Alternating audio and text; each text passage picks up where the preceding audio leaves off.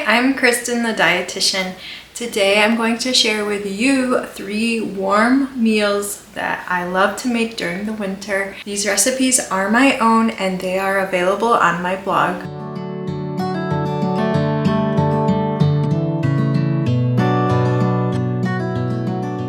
Today I'm going to be showing you footage of these meals I've cooked over the last 2 weeks. I made beef stew, I made chicken noodle soup, and I also made my favorite chili recipe. You can find my recipes on my blog by scrolling over to recipes and clicking on dinner. You'll have to scroll down a little bit, but here you'll find my healthy chili recipe. And you can always click on jump to recipe to get to the recipe itself pretty quickly. You can also go to dinner recipes to find my hearty beef vegetable stew recipe. I have also just put up my recipe for my healthy chicken noodle soup. You can find that in the dinner section as well under recipes or on my homepage. This beef vegetable stew recipe uses about 1.5 pounds of fresh beef stew meat. Now, I do like to cut my beef stew meat into smaller pieces.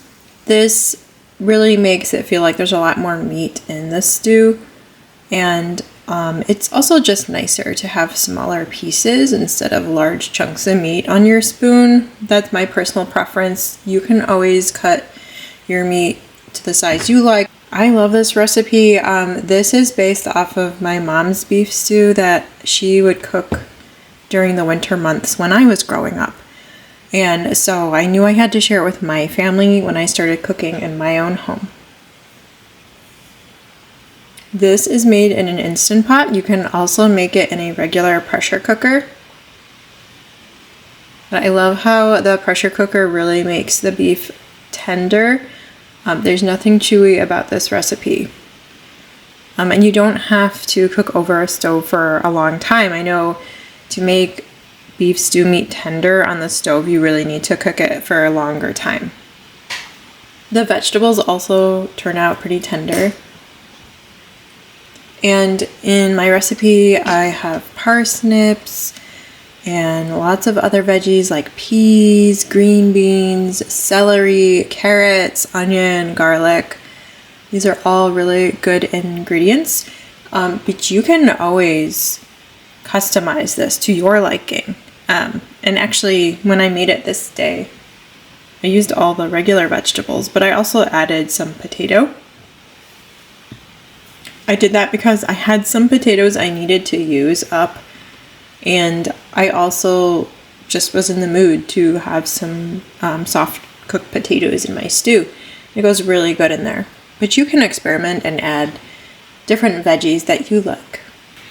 The nice thing about this stew is that it only takes 15 minutes to cook once you reach high pressure. And then you can do the manual release where you flip the switch over to vent. And then as soon as it's done venting, you can open it and serve it. So there's no long wait period for this recipe.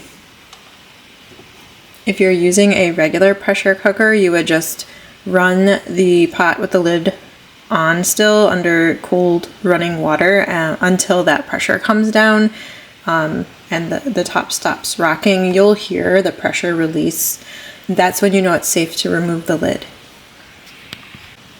I like serving my beef vegetable stew over rice.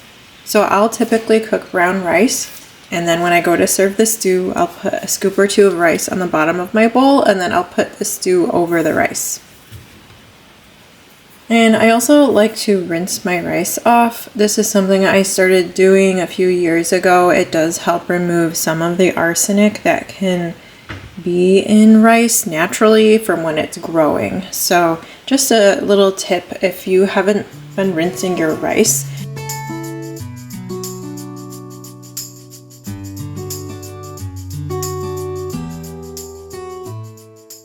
One of the other recipes I cook in this video is my chili recipe.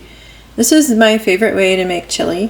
But before I make chili, I like to get the cornbread started. So I just use the traditional Quaker cornmeal recipe. You can find this recipe on the back of Quaker cornmeal when you buy it in the store, or you can even just look it up online. It's my go-to recipe. My kids enjoy it. I like it. It uses cornmeal, white flour, baking powder, salt, canola oil, 1 egg, milk, and I believe that's it. But that recipe, I can post it down below by my video description for you.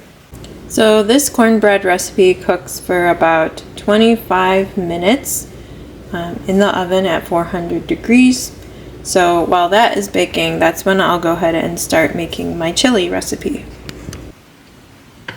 Of course, you can make any cornbread that you prefer. Chili is one of those nice things where you can use whatever toppings and serve it with whatever side dishes you enjoy with chili. So this recipe for chili uses 1 pound of ground beef. You can always swap that out for any other ground meat that you like. Don't forget, you can find this recipe on my blog under the dinner section of recipes.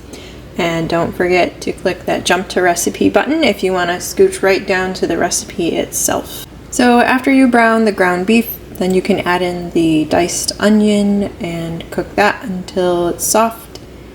And then after that, I'll add some diced fresh garlic, and that will cook for just about a minute. And that's when I'll go ahead and add the diced tomatoes, the green chilies, and the beans. Now I also like to rinse the beans off. I don't use the liquid in there. I really don't think the liquid is very appetizing, but also rinsing beans is a way to remove extra sodium or salt from your recipes. So anytime you have a recipe that uses canned beans, rinsing off the beans will remove some of that salt. To season my chili, I like to use chili lime powder. There's different brands of this. My favorite brand is from Trader Joe's, but you can use whichever one you like. I also add regular chili powder, and I also like to add smoked paprika, which gives it a smoky flavor, which is really good in chili. And lastly, I do add a little bit of salt. I do half a teaspoon, which emphasizes all the flavors. You can always leave this out or reduce it if you're watching your sodium intake. This recipe does use several canned foods, which makes it nice and easy. It's quicker to cook, which is wonderful for weeknights when we don't have a lot of extra time to spend in the kitchen. Our favorite way to enjoy it is with cornbread, some corn chips that we can toss on top. I love putting shredded quesadilla cheese on mine, and also some chopped avocado. It's just some fresh avocado. It goes so good. It's nice and creamy and kind of cooling, which contrasts with the spices that you have in chili.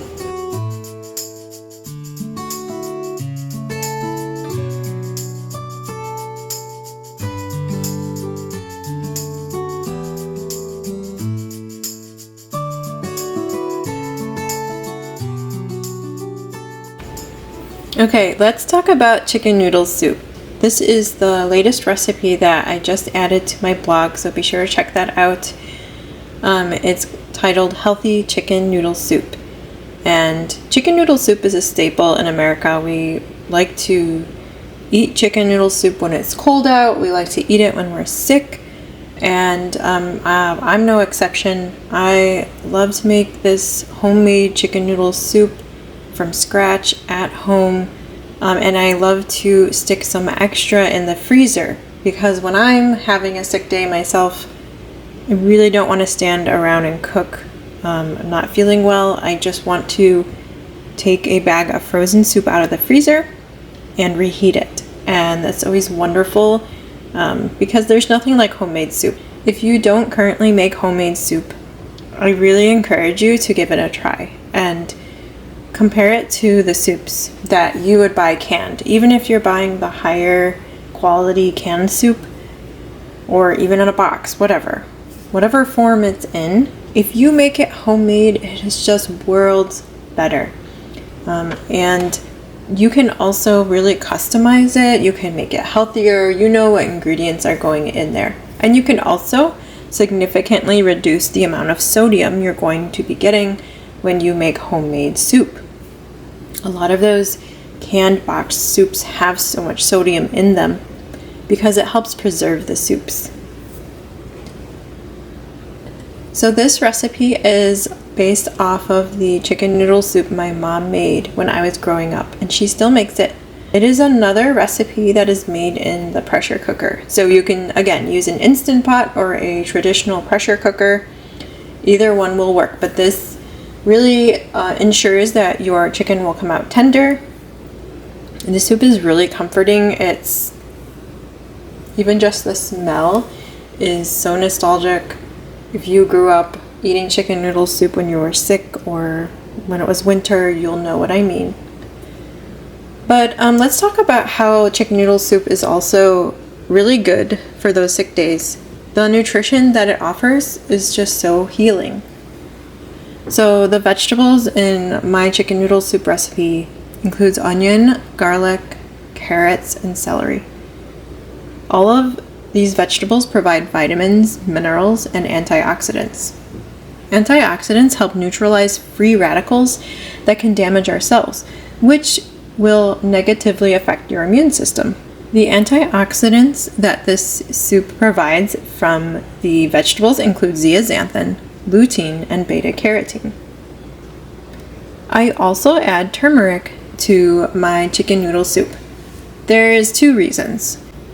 One of the reasons I add turmeric is because it provides a polyphenol called curcumin. Curcumin, like other polyphenols, have anti-inflammatory properties. When we're sick, our bodies experience inflammation, which is actually normal. It supports our healing. But a lot of inflammation really can cause discomfort, which is why a lot of people might choose to take something like ibuprofen, which can reduce inflammation. But I like to find natural ways to reduce inflammation through diet. And turmeric is one thing we could add to our foods that has anti-inflammatory properties.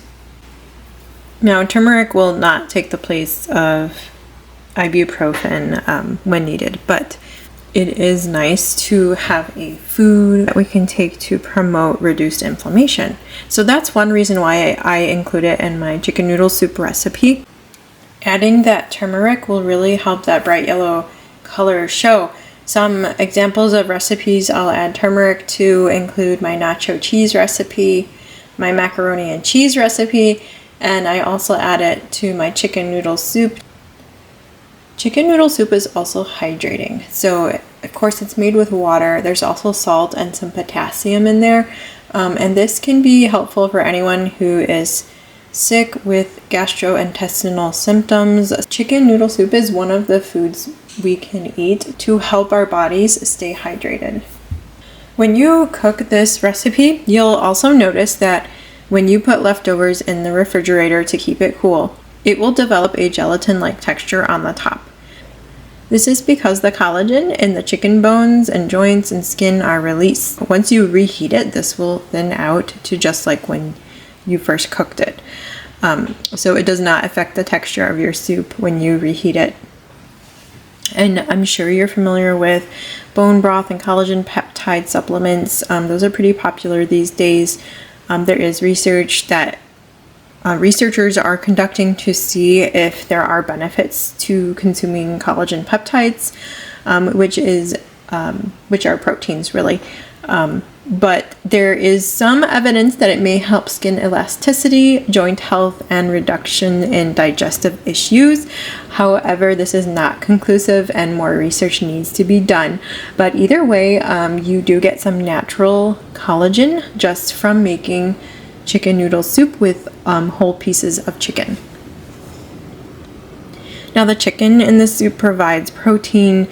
The egg noodles provide carbohydrates, and I do prefer to use white flour noodles instead of whole grain. And this is because when we're sick, it can be easier to digest those simple white flours and the refined grains over those with higher fiber. But if you have upset stomach, those simple carbohydrates are going to be easier to digest. So when I serve this soup, I like to serve it with either crackers, such as oyster crackers, drop biscuits, or just a simple crusty bread.